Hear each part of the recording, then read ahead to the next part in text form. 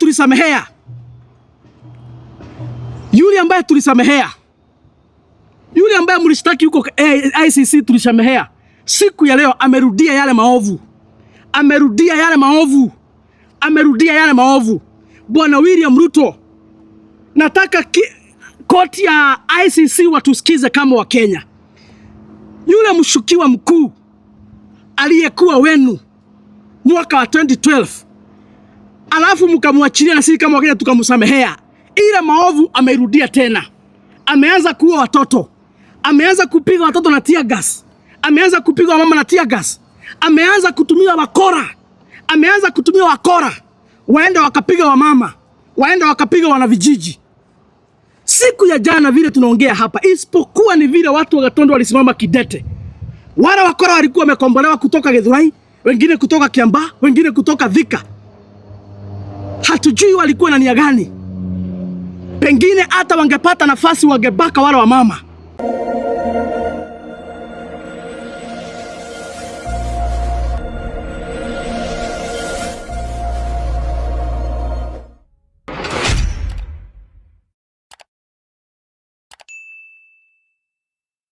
Amjambo wa Kenya, pahali popote mlipo jioni ya leo. Ni mimi wenu Isaac Mungai ama kijana msafi, na mimi ndio youth leader wa chama cha DCP katika kaunti ya Kiambu. Na vile vile mimi ndio chairman wa New Kenya Young Leaders Movement.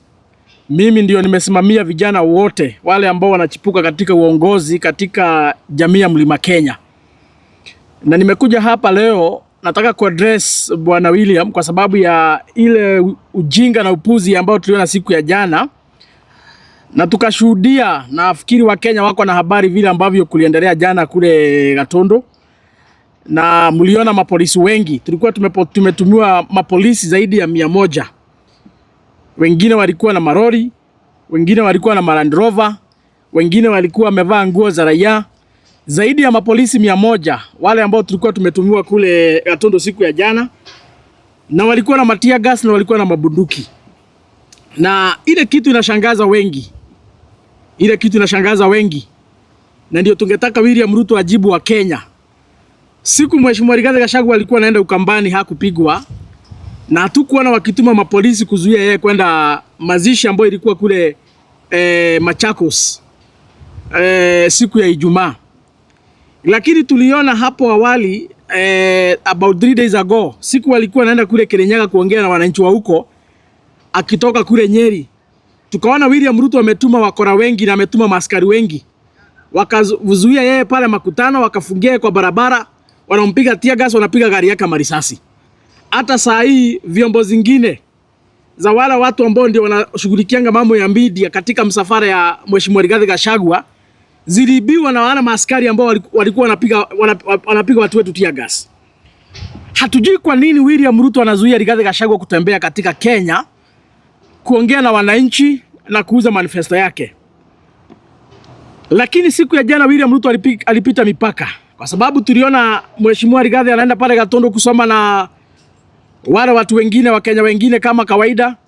Ni siku ya Jumapili, ameenda kushiriki katika ibada kama watu wale wengine. Lakini William Ruto akamtumia maaskari wengi na akawatumia watu wake wale ambao ni watutam.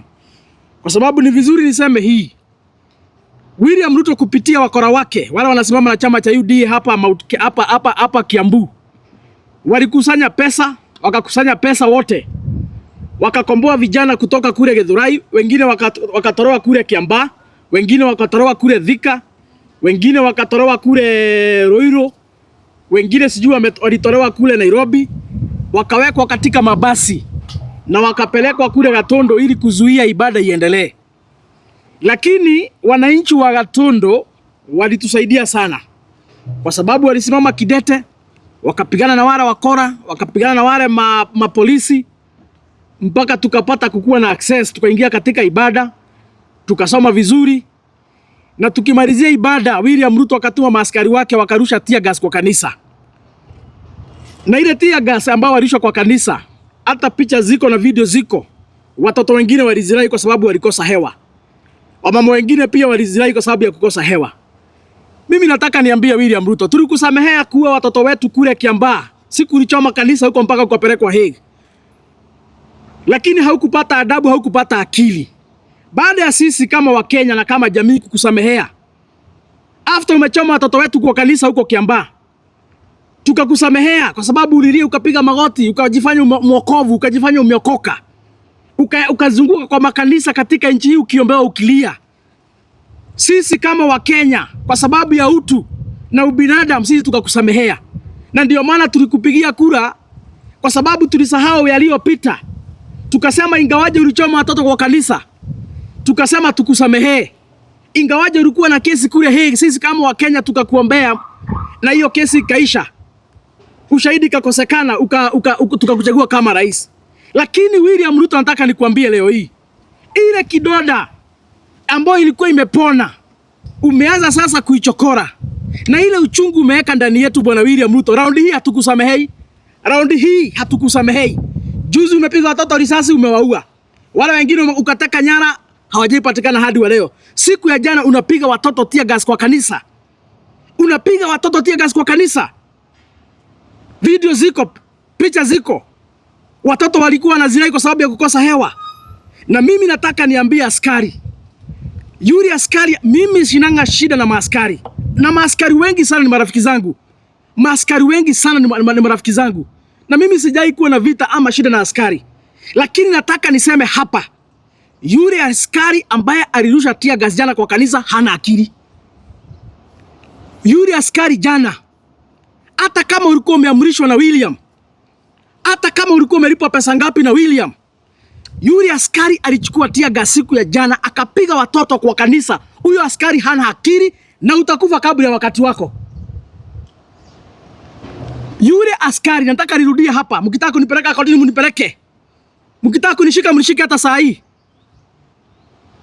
Nitarudia hata mkinipeleka katika mahakama. Yule askari mwenye alichukua tear gas siku ya jana, akarusha akapiga watoto tear gas kwa kanisa ndani siku ya jana, watoto wakazirai. Huyo askari hana akili na atakufa kabla ya wakati wake.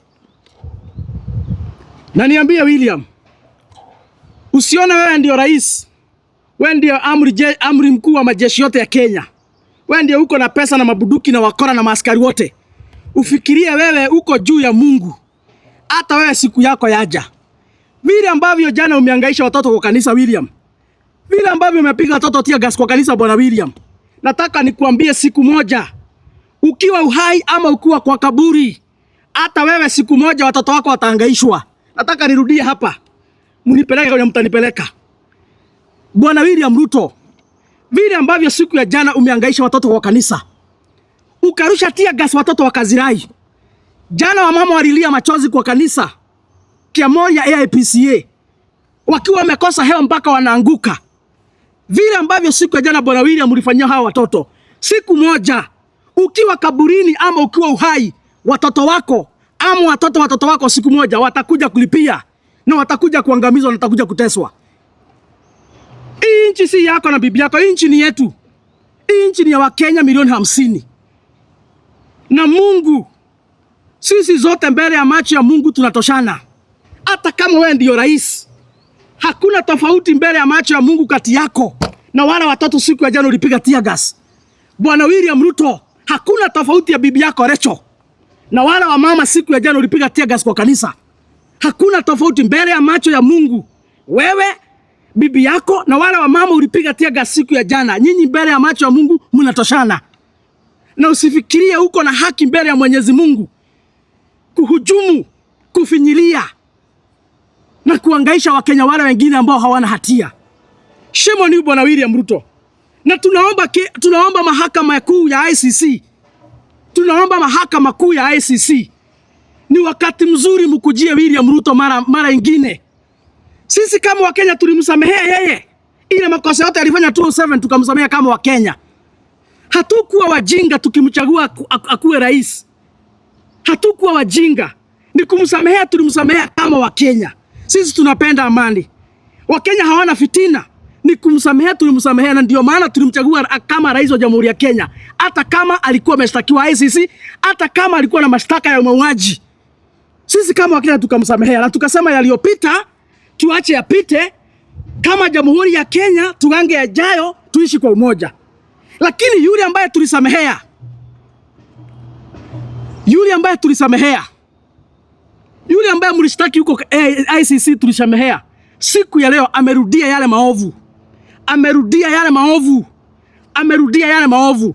Bwana William Ruto, nataka koti ya ICC watusikize kama wa Kenya. Yule mshukiwa mkuu aliyekuwa wenu mwaka wa 2012, alafu mkamwachilia na sisi kama Wakenya tukamsamehea, ile maovu amerudia tena.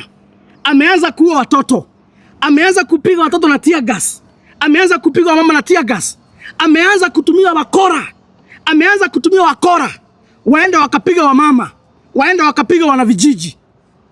Siku ya jana vile tunaongea hapa, isipokuwa ni vile watu wa Gatundu walisimama kidete. Wale wakora walikuwa wamekombolewa kutoka Githurai, wengine kutoka Kiambaa, wengine kutoka Thika. Hatujui walikuwa na nia gani. Pengine hata wangepata nafasi wangebaka wale wa mama, wangerepu wale wa mama, wangerepu wale watoto. Hatujui wangepata nafasi, hatujui ni maovu gani wangefanya siku ya jana. Lakini kwa nguvu ya Mwenyezi Mungu, watu wa Gatundu wakasimama imara, wakakabiliana na wale wakora mpaka wakashindwa nguvu. Na vile walishindwa nguvu, kwa sababu wale wakora iko viongozi wengine walifungiwa, hawakuweza kuaccess mahali tulikuwa tunaabudu. Walikuwa wamefungua barabara na wale wakora. Ni vizuri niambie hii wa Kenya. Na mimi sijakuja hapa kuongea uongo. Sina wakati wa kuongea mambo ya upuzi, nimekuja hapa kuongea ukweli. Wale wakora walipofaulu kufungia viongozi wengine kuaccess kanisa mahali tulikuwa tunashiriki siku ya jana, watu wetu wakaaji wa Gatundu walijitokeza, wakakabiliana na wale wakora.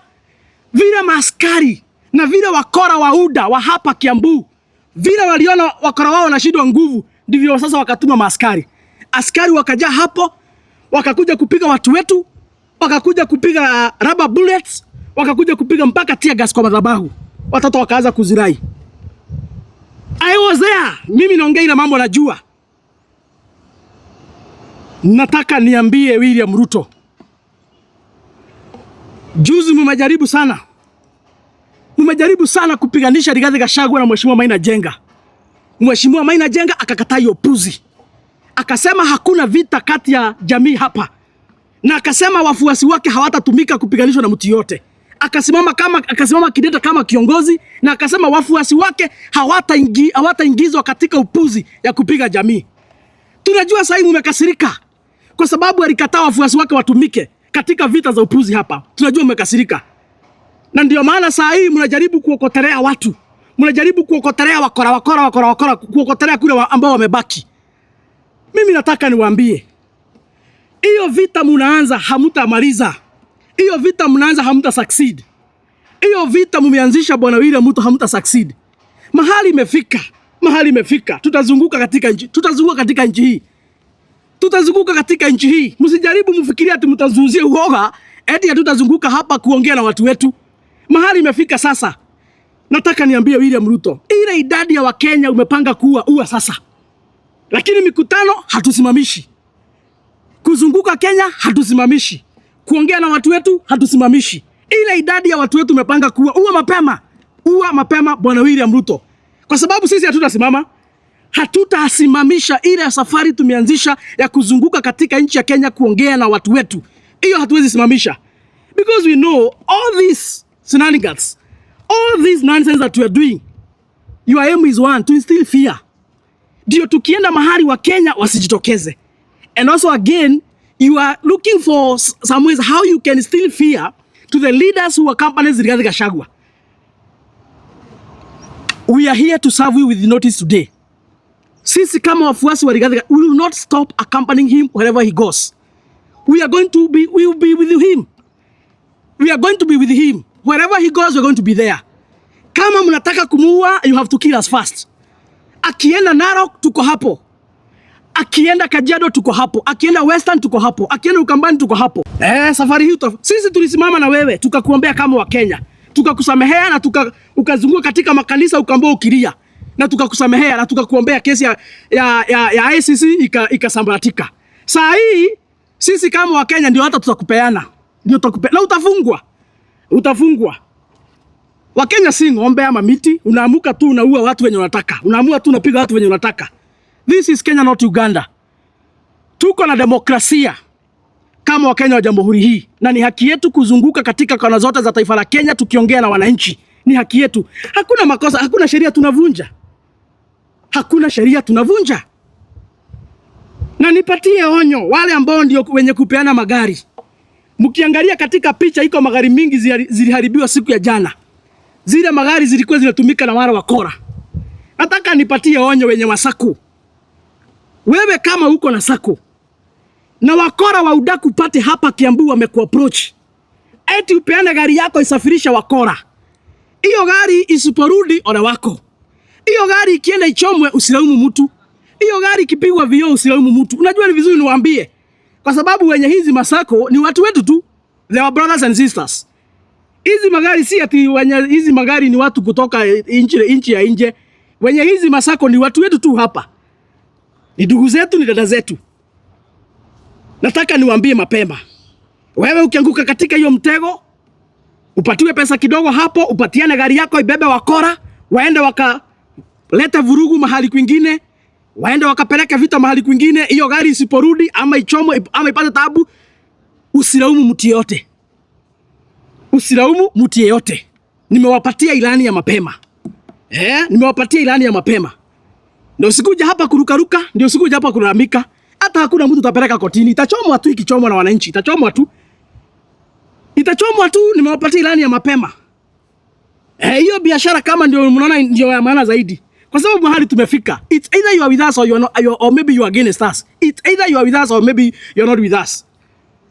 Lakini kama unashiriki kusaidiana na wale magaidi wa William Ruto, kusaidiana na wale majambazi wa William Ruto kupiga sisi, hiyo vita hamtafaulu. Ni vizuri tu niwaambie mapema. Ni vizuri tu niwaambie mapema. Mimi nataka ni shukuru sana wakaaji wa Gatondo. Siku ya jana mlisimama kama mababa zetu wa Mau Mau.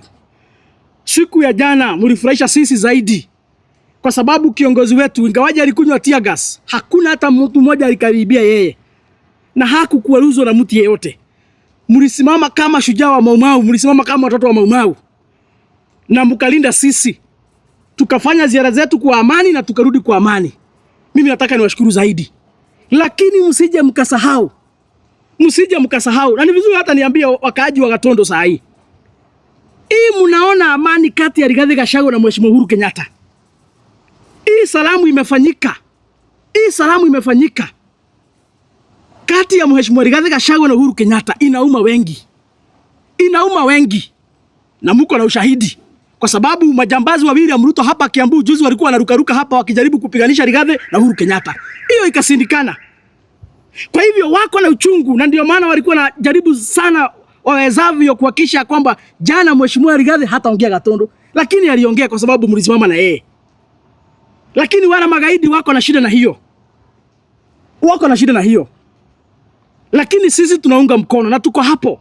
We are supporting His Excellency Rigathi Gachagua and Mheshimiwa Uhuru Kenyatta. Na vile ambavyo wameamua kushikana, ndio jamii isonge mbele. Ndio jamii iongee na sauti moja. Sisi tuko nyuma yao na sisi tuko hapo. Na nishukuru sana Mheshimiwa Rigathi Gachagua vile ambavyo amesimama juu za akasema ya kwamba ata protect Uhuru Kenyatta. Ofisi yake ya rais ambaye amestaafu amesema ya kwamba it must be respected. It must be respected. Na hiyo sio tafadhali. Na sisi tuko hapo. Na kama wale ni wanaume sana, wanaona wanaweza piga Mheshimiwa Uhuru Kenyatta na wapige Mheshimiwa Rigathi Gachagua, kama ni wanaume sana, let them try. Let them try. Mwenye ako na mtoto aweke chini. Hii nchi ni yetu. Hata mababu zetu walipigana vita, wenye walikufa wakipigana, wenye walibaki. Ndio maana leo hii tuko na amani. Na ndio maana leo hii tuko na uhuru katika nchi hii. Vile vile ndivyo tutafanya. Kama mmeona sasa mtima ndio mtupige. Eti mpige Mheshimiwa Uhuru Kenyatta kupitia ODM na wakora wale wengine wa UDA, na mpige Mheshimiwa Rigathi Gachagua. Tutapigana vita.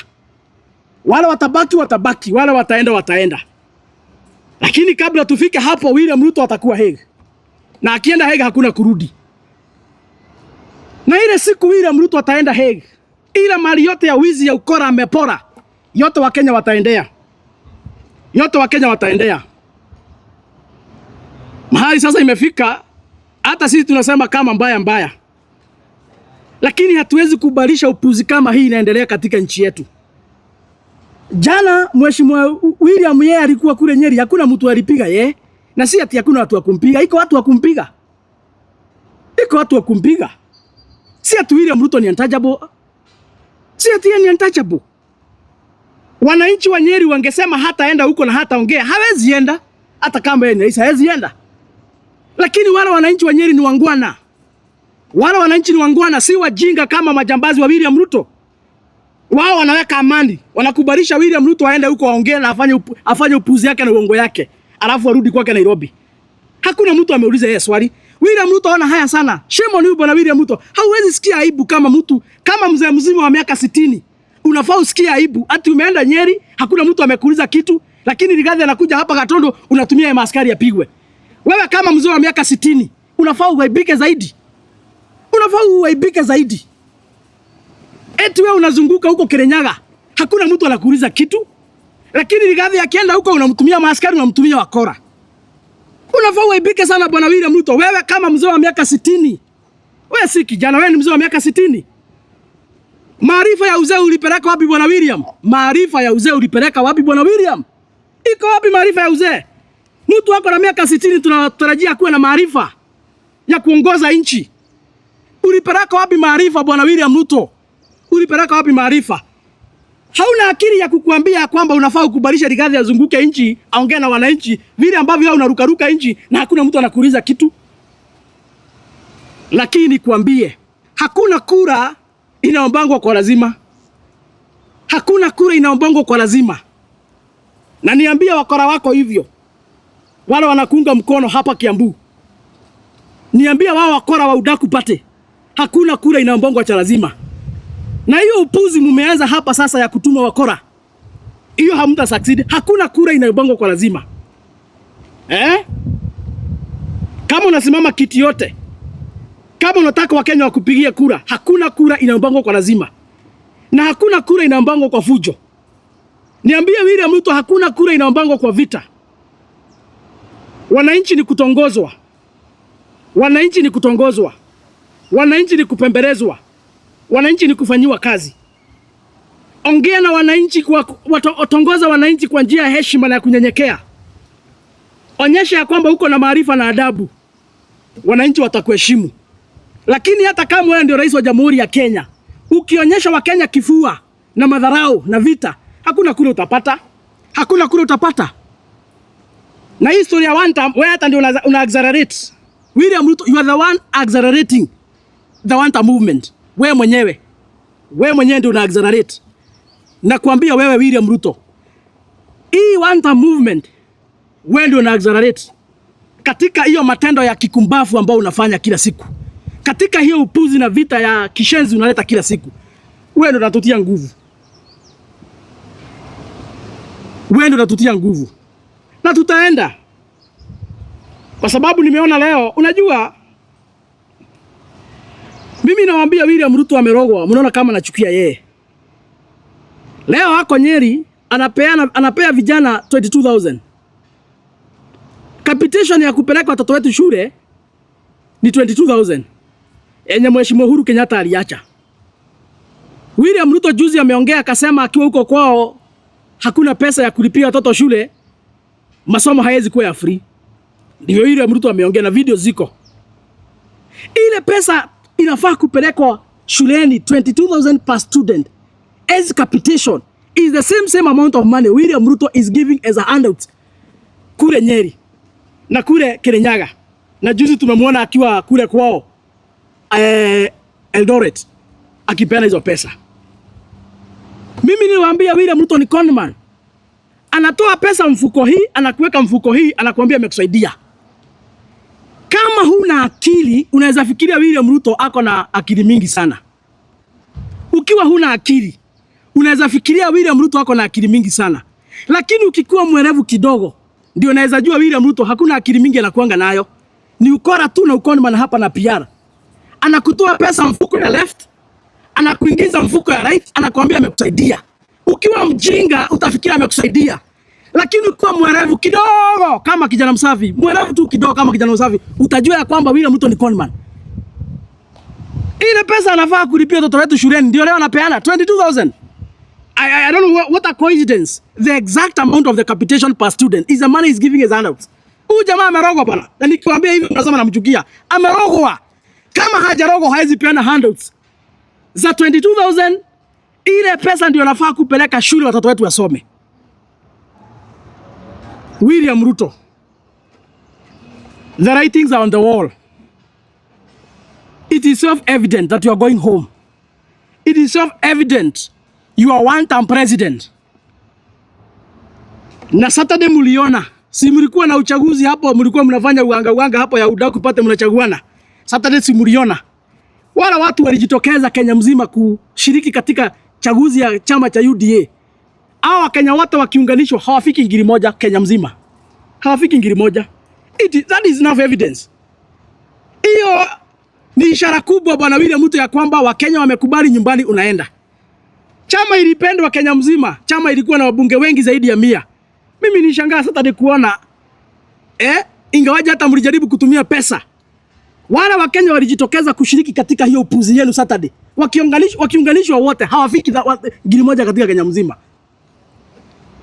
And I thank God for this because now at least inatuonyesha ishara mzuri ya kwamba nyumbani 2027 unaenda. Hauna wafuasi, hakuna mahali unatakikana. Hii kuzunguka hapa na handouts. Na ndio maana kila siku mimi kama kiongozi wa vijana nimepinga hii upuzi ya kupatiana handouts. Hakuna serikali inaweza saidia wananchi kwa njia ya kupatiana handouts. Leo Kasongo amepeana pesa huko Kirinyaga 22,000. Huko Tana River utafika lini uwapatie pia? Kwa sababu pia ni wa Kenya. Huko Lokchogio, huko Isiolo, huko Lamu, huko Navaholo. Utafika siku gani pia upatie vijana huko kwa sababu pia wao wanalipa ushuru?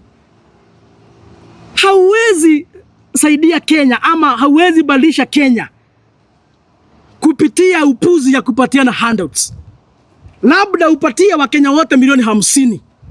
Na ndio maana tunakuambia sisi wala tuko na fikira kidogo kukushinda kuliko kupatiana hizo handouts. Peleka shuleni.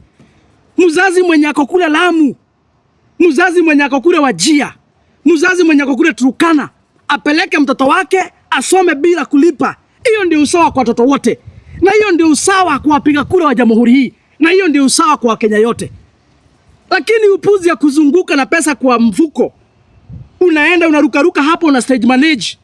Show ya vijana masaa mawili hapo unapatia pesa kidogo. Unatoka hapo unarukaruka mpaka huko kwenu Eldoret. Unakusanya vijana wadogo pia unapatia pesa. Unatoka hapo unakimbia State House. Unaita vijana kidogo hapa Nairobi unapatia pesa. Hakuna Kenya inabadilishangu namna hiyo. Kibaki hakufanya ujinga kama hiyo. Uhuru Muigai Kenyatta hakufanya ujinga kama hiyo. Yule mzee tulisema aliharibu uchumi miaka 24 mzee Moi. Hakufanya ujinga kama hiyo.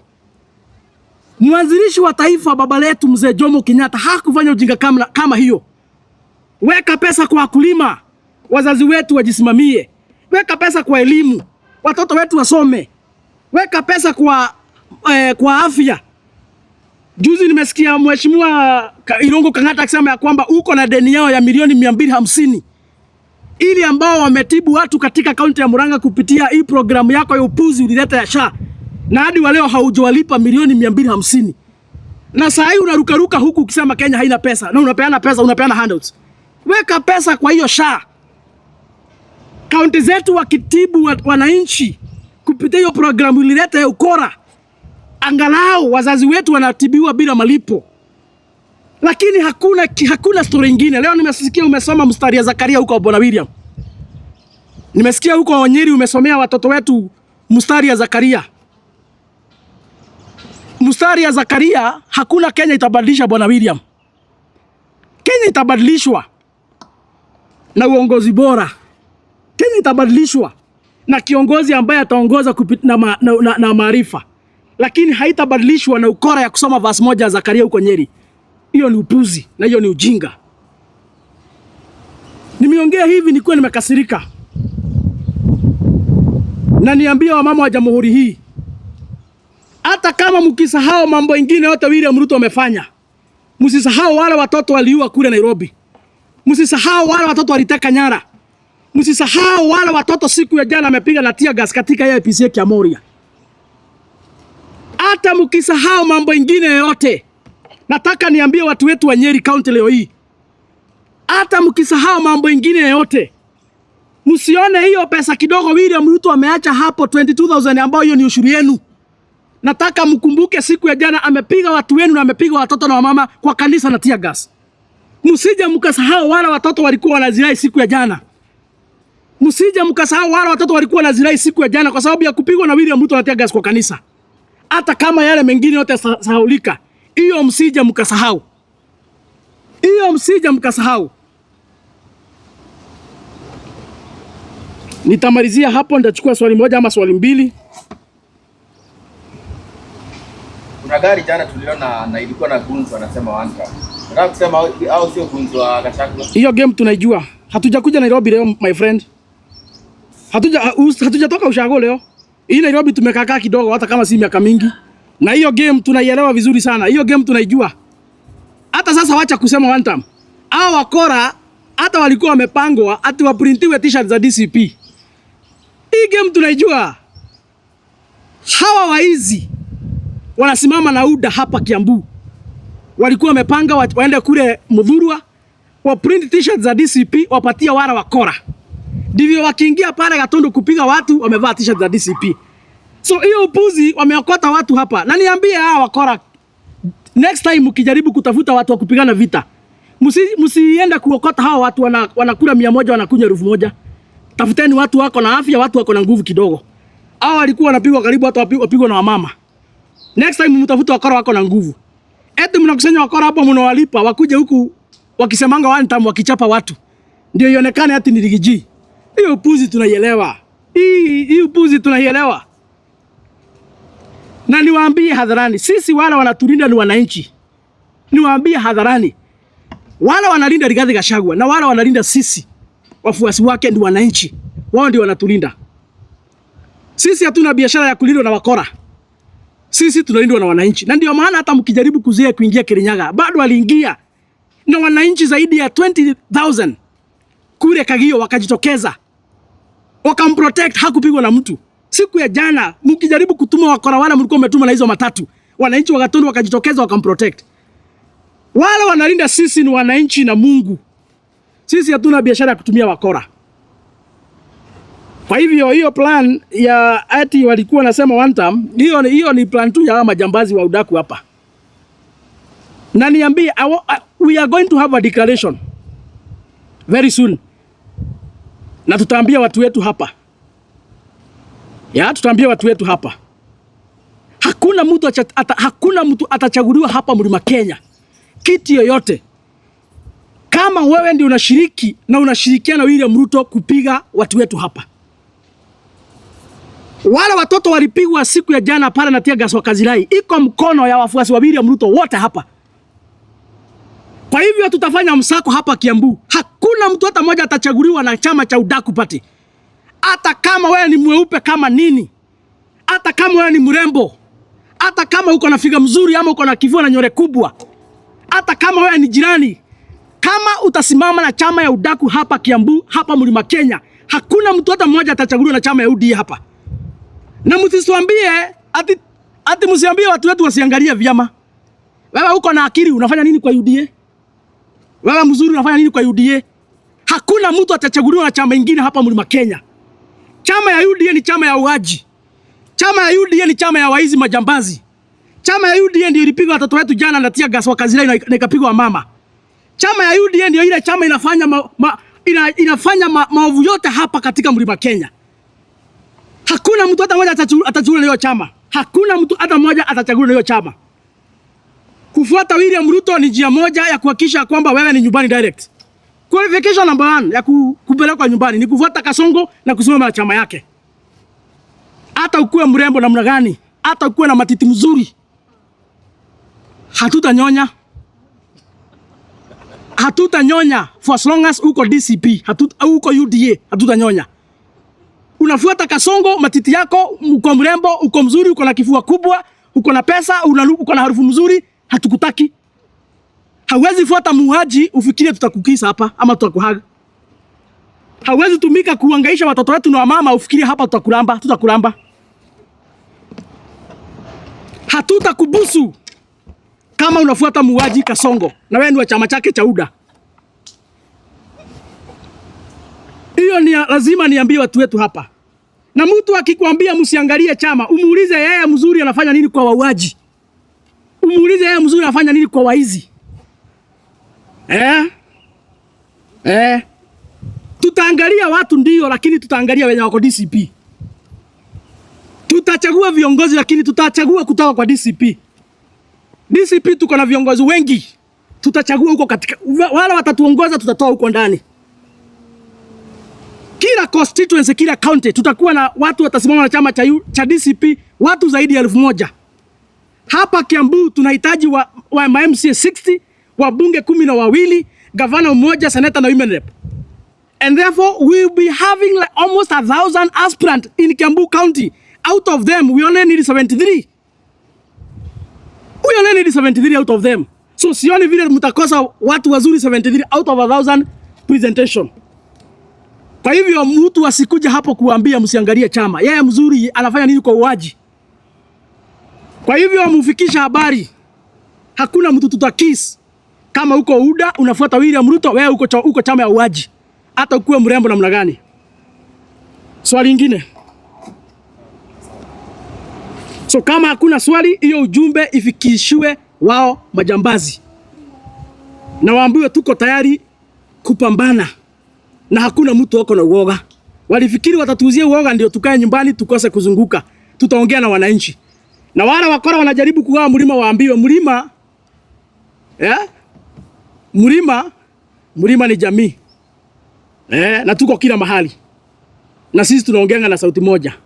Hata kama hauko hapa Nyeri ama hapa Kiambu. Either uko Lamu, uko Rift Valley, uko Western ama uko Nyanza. Bora wewe umetoka katika hii jamii, sisi tuongea na lugha moja. Kwa hivyo waambie hiyo kazi wanafanya hakuna mahali watasucceed. Na kwa haya machache na mengi, Mungu abariki taifa letu la Kenya na Mungu atuangamizie wakora, wafisadi na majambazi. In Jesus name. Amen. Semeni amina.